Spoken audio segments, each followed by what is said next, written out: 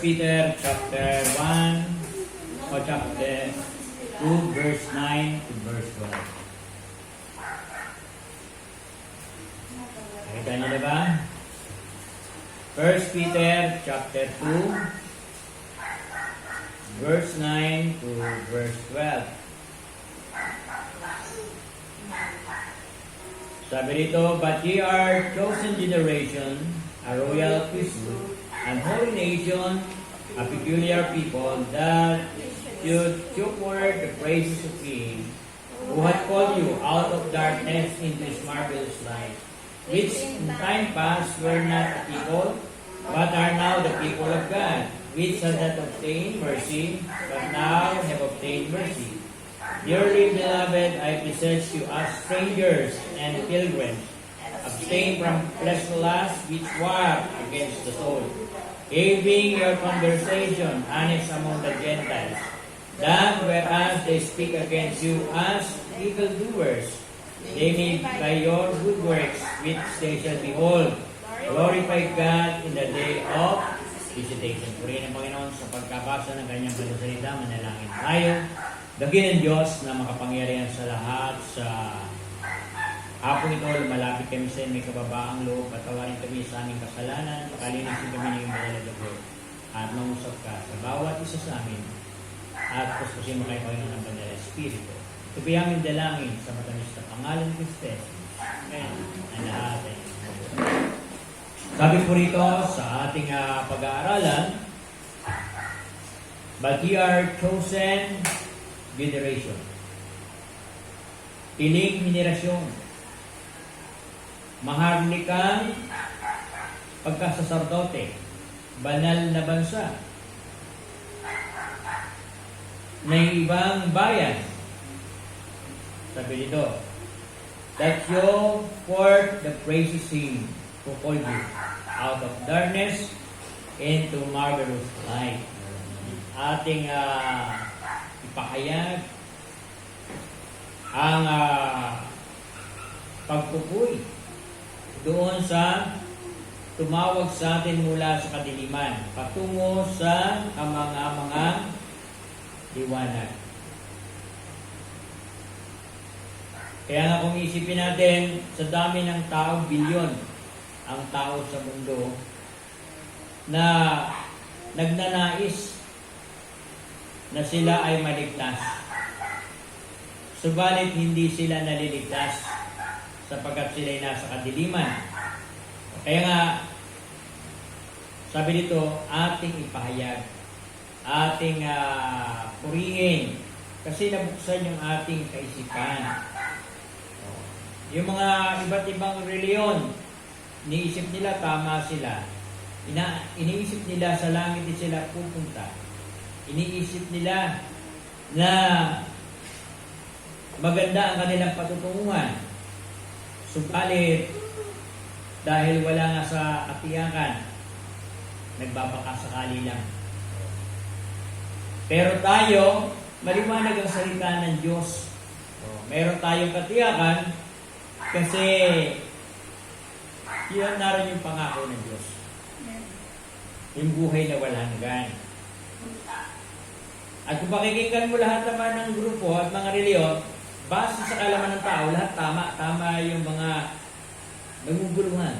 Kasi pag papansin mo sila, puro tama naman talaga sinasabi nila. Pag pinakinggan mo, puro tama.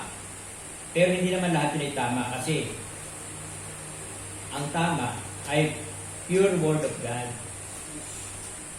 Pero sa pananaw ng tao, pag pinakinggan mo, mukhang tama naman. Kaya nga para hindi tayo madaya, kailangan talaga biblical o word of God talaga. Pag sinabi biblical o word of God, talagang word for word, salita ng Diyos. Ngayon, bakit iba nadadaya? Kasi hindi na salita ng Diyos, salita ng tao. Pinapaliwanag lang nila. At ginagamit din naman nila yung Biblia, kaya lang sarili nilang paliwanag. Pero sa atin, Katulad ng pinag-aaralan natin ngayon, pure Word of God. Binabasa lang natin. At naunawaan natin. Hindi natin ito pinapaliwanag.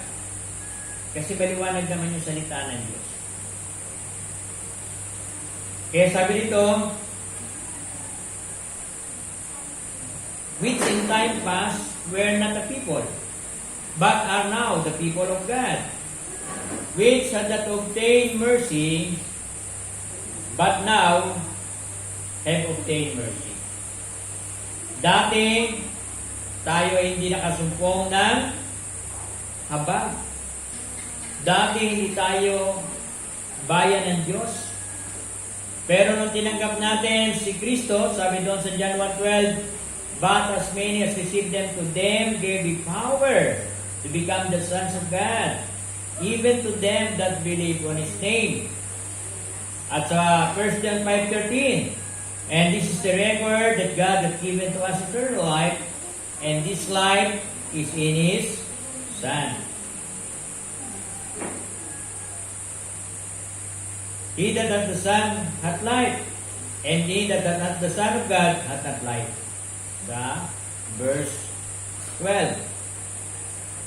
Kaya, meron tayong matibay na pagkakatiwala. At yun yung salita ng Panginoon. Kaya nga, kung alam nating ligtas tayo, manindigan talaga tayo. Naalala ko yung tatlong magkaibigan, di ba?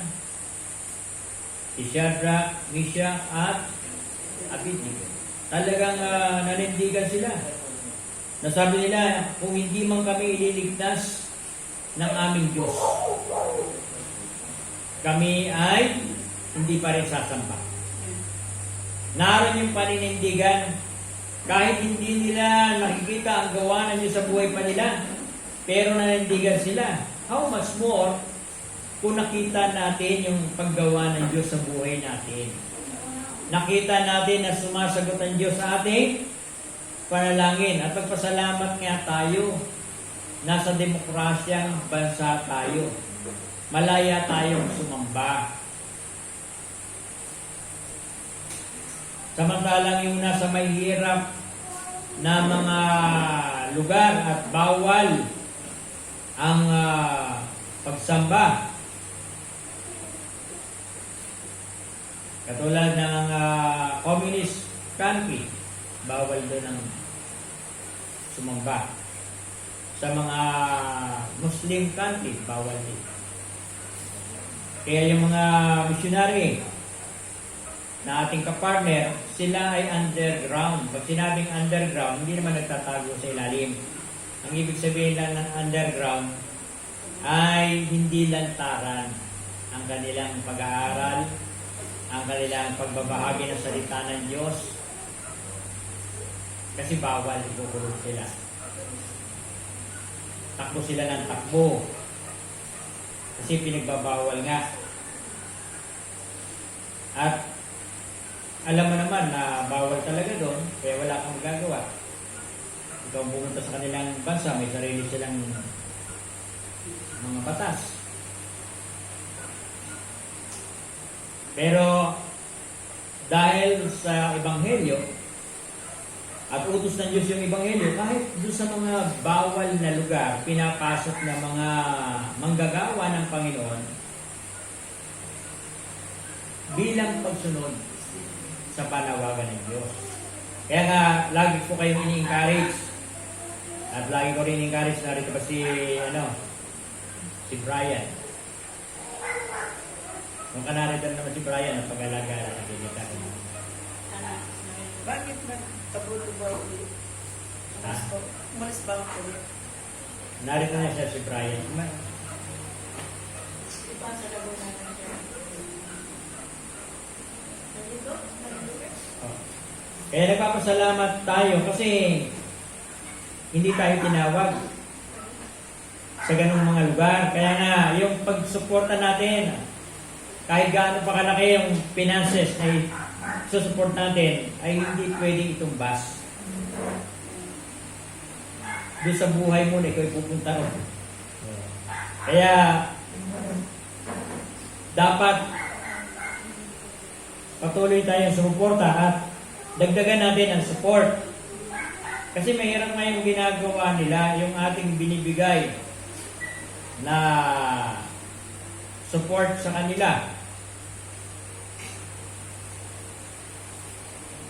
Napakaliit lang nun kung ikukumpara sa buhay nila na itinaya nila. At iba't ibang lugar, lalo na pag sa Africa napapunta, naroon yung mga terorista, mga terrorist, tapos naroon pa yung mga malaria, naroon pa yung mga pangkukulam, naroon pa yung mga tulisan at iba pang mga masasamang loob. Kaya kapag hindi nakalampas ka sa isa, may isa pa. At hindi ka nakakasigurado kasi bigla may darating na kaaway. Kaya yung napanood ko sa video at saka sa television dati, missionary siya, yung kabila Bible, yung kabila pa rin. Kasi anong oras nilulusog sila ng mga bandido. Kaya yung mga missionary doon nakikipagbarilan. Wala kang magagawa kasi kung hindi ka makikipagbarilan, hindi patay ka naman. At marami na napatay sa kanila. Marami na rin napatay ng mga kasama niya. Kaya hindi pwedeng hindi ka makikipagbarilan kung doon ka tinawag at kung ka maglilingkod. Kung hindi ka makikipagbarilan, hindi patay ka rin naman. Kaya iba't ibang sitwasyon.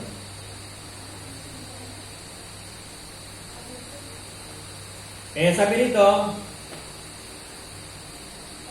sa ating pinag-aaralan, which in time past were not people, but are now the people of God, which had not obtained mercy, but now obtain mercy.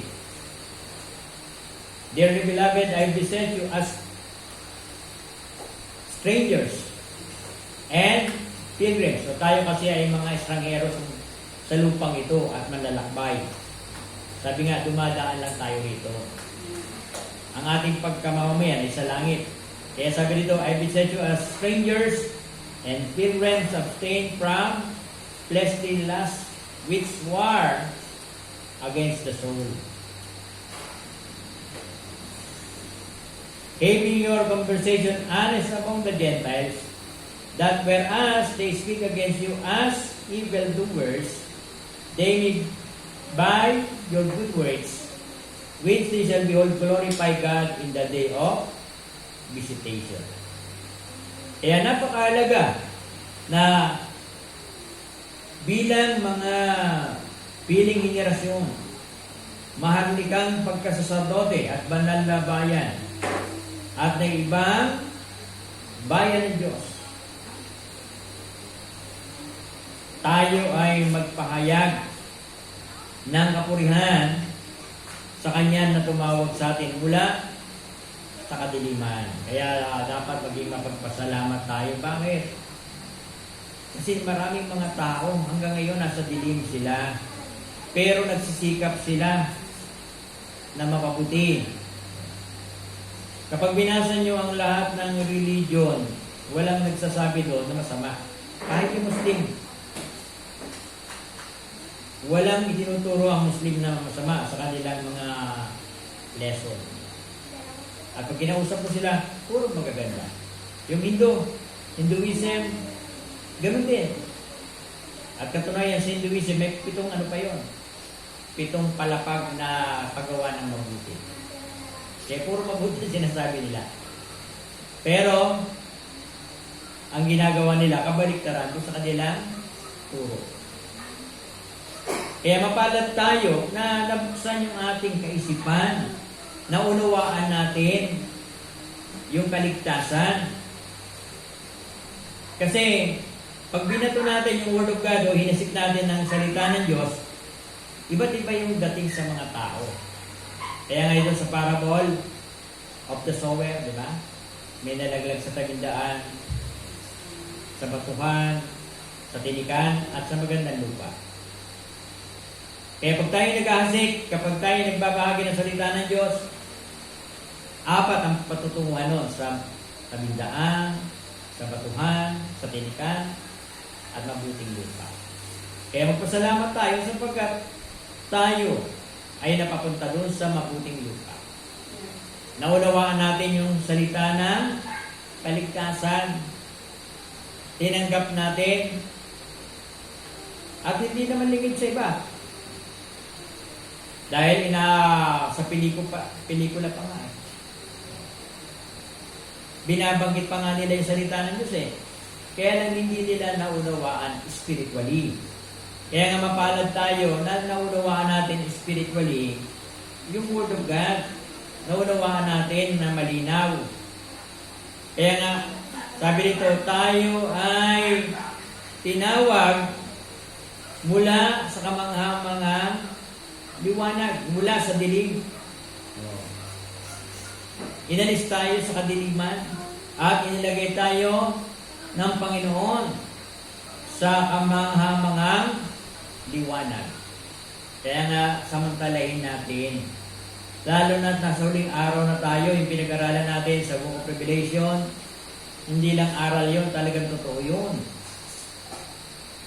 At palapit na ng palapit yung mga nakasulat sa Book of Revelation. Anong oras pwedeng mangyari yun? At nakaprepare na ang lahat ng mga yun. Kaya yung mga nangyari sa ating kapaligiran, yun ay umaayon sa nakasulat sa Revelation. Maging yung nangyayari sa Israel ngayon.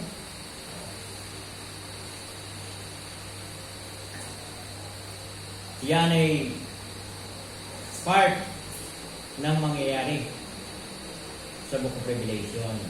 At ganoon din yung ating mga kilos, yung ating mga ginagawa, lahat ng yan ay umaayon sa salita ng Diyos. Kaya sabi dun sa Romans 8:28, and for we know that all things work together for good to them that love God, to them that are called according to His purpose. Ang lahat ng mga bagay ay nagkakalakip-lakip para sa ikabuti ng Kanyang iniibig. Kaya nga sa mga mananampalataya, lahat ay pinasasalamatan. 1 Thessalonians 5:18, in everything give thanks. For this is the will of God in Christ Jesus. Bagamat kuminsan masakit, kuminsan mahirap sa ating kalooban yung magpasalamat, lalo na kung kabi-kabila yung problema mo. Kabi-kabila yung pagsubok mo. Ang hirap magpasalamat. Pero sabi ng Panginoon, in everything, give thanks. Ang kailangan lang natin, patuloy na lumapit sa Diyos, maging prayerful tayo. Kasi sabi doon sa John 15, verse 4 and 5, kung hiwalay kayo sa akin, wala kayong magagawa. Kung hiwalay tayo sa Diyos, wala tayong magagawa. Kaya nga, pilitin natin na lumapit sa Panginoon. Huwag natin hayaan na tayo ay madaya ng kaaway. Kasi ang kaaway, hindi tumitigil para tayo ay sirain. Ibagsak. Kaya sabi doon sa 1 Thessalonians 5:17, pray without ceasing. Kaya ipapanalangin natin bukod sa ating synchronized prayer, gagawa tayo ng panalangin. Kung hindi natin kaya pa yung 24 hours, pwede namang 12 oras muna. Pag nadagdagan at tumibay na tayo, pwede nating dagdagan ulit. Paano ba yung gagawin natin? Silent prayer lang din yun. Halimbawa, ilan pa tayo? Kung mabot tayo ng 60, pati bata, Hindi gawin natin 12 oras. Tapos, merong mga oras na pwede ka mag-pray. At hindi naman imposible kasi silent prayer naman yun. Kahit anong ginagawa mo, pwede ka namang mag-pray kung gano'n ang oras ka nakato ka. Kung oras na gano'n itulog ka, di huwag mo ilagay kasi mahirap naman mag-pray itulog. Halimbawa yung papahinga. Diba? Halimbawa, sa synchronous natin, alas 3. Bago ko matulog, o pagkalipas ko matulog, tinatapat ko yun, yung alas 3. Kaya kung halimbawa, hindi pa ako tulog, nakaigala ako ng alas 2, hinihintay ko muna maging alas 3 bago lalagay mag-pray. Kasi mahalaga nga yung prayer, kasi yun ang mabisa nating panlaban sa kaaway, yung panalangin. At ang kaaway hindi yan tumitigil. Kaya nga hindi tayo pwedeng magkampante. Lagi tayo nakaharap sa spiritual battle. At ang tinatawag na ang tapos niya ay yun tayo nasa langit na. Pero habang tayo narito sa lupa, ay walang yan. Walang ceasefire. Dire-diretso yan. Spiritual battle na kinakaharap natin. Kaya pag tayo ay nagpahinga, mararamihan tayo ng kaaway. Kaya para huwag tayong maramihan, patuloy tayo lumapit sa Panginoon. At yung mga nagbabackslide, sila na rin ang mga lugi. Bakit? Kasi yung pagpapala, hindi darating sa kanila. At ang pagpapala, sabi ko sa inyo lagi, 4 yan. Physical, spiritual, emotional, at financial. Pwedeng meron kang financial, pero paano naman yung emotional mo? Paano naman yung spiritual mo? At higit sa lahat, yung physical din. May pera ka nga, marami ka naman sakit. Hindi mo rin ma-enjoy yung pera mo. Kaya nga, sabi sa Bible, looking unto Jesus. Maganda yung kahapon ba yun o isang araw kung nakita niya. Lahat naman ng aking verse, araw-araw yun mula pa nung nakaraan na taon. Araw-araw walang tayo. Yung verse na pinapasa ko sa SRBBC. Parang kahapon niya tayo.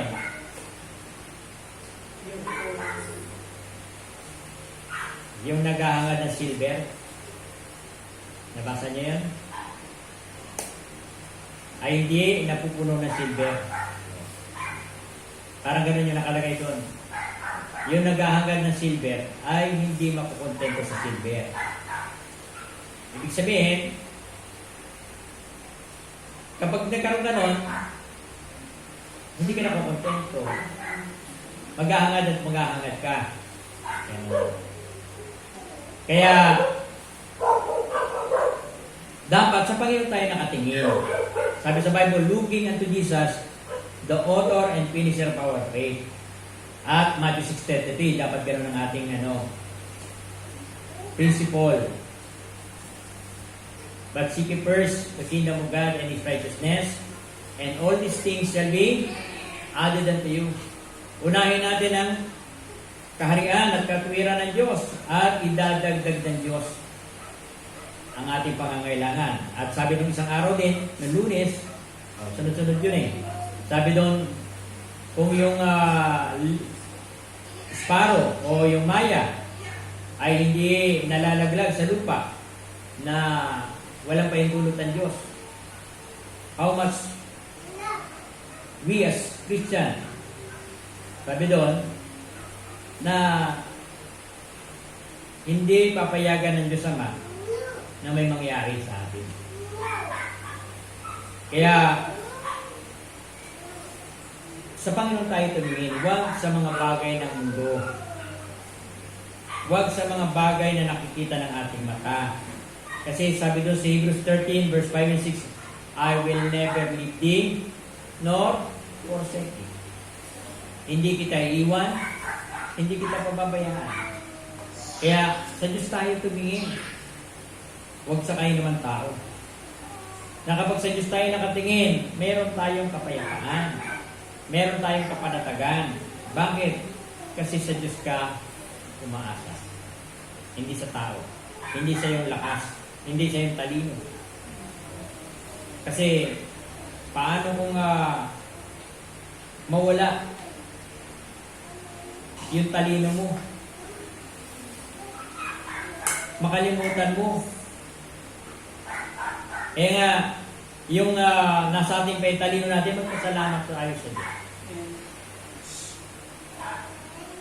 Kahapon niya tayo, no, kayo na. Pagising ko, sabi ko naman, OFW. Alam ko naman talaga yun. Pero pagising ko, bakit hindi ko maisip-isip yung F? Kung may sabihin ganun din ako. Ano ba yung F sa OFW pagkagising ko? Umano sa isip ko yung OFW. Sabi ko nga, isip ako ng isip. Bandang uli, Pilipino nga pala yung F.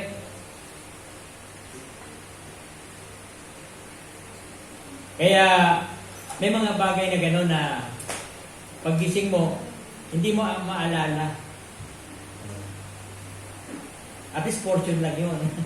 Ang masama, lahat hindi mo maalala. Diba? Kaya magpasalamat tayo na paggising natin sa umaga, yung ating talino, yung ating kaalaman, hindi nawawala sa ating isipan. At yun ay